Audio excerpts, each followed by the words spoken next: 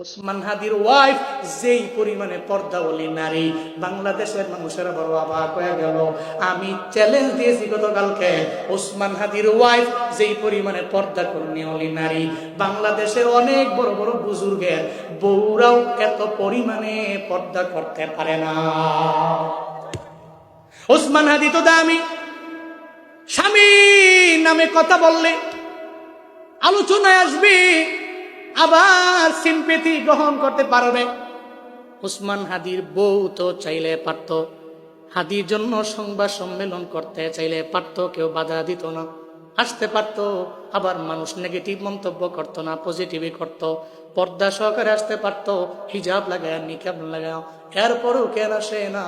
কারণ জানে রে, সবার আগে আমার আল্লাহ, সবার আগে আমার পর্দা, সবার আগে আমার হিজাব, সবার আগে আমার নিকাব। এই জন্যই তো আল্লাহ বা হাদির দামও বাড়াইয়া দিল।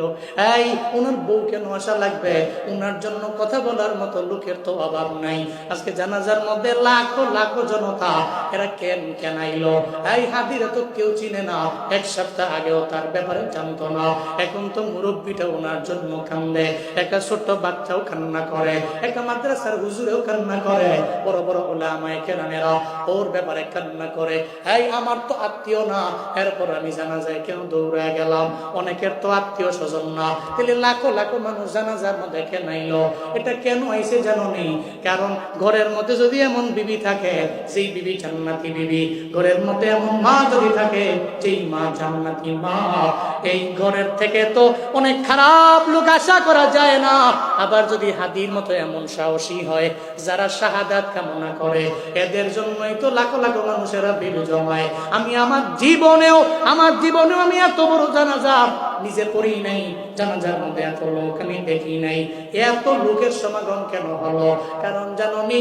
কারণ এটা আসমানি ফয়সালা। আসমানবাসী যার প্রতি রাজি, মানে ফেরেশতারা যার প্রতি রাজি, আল্লাহ যার প্রতি রাজি, দুনিয়ার সব লোকেরা এর প্রতি রাজি হয়ে যায়।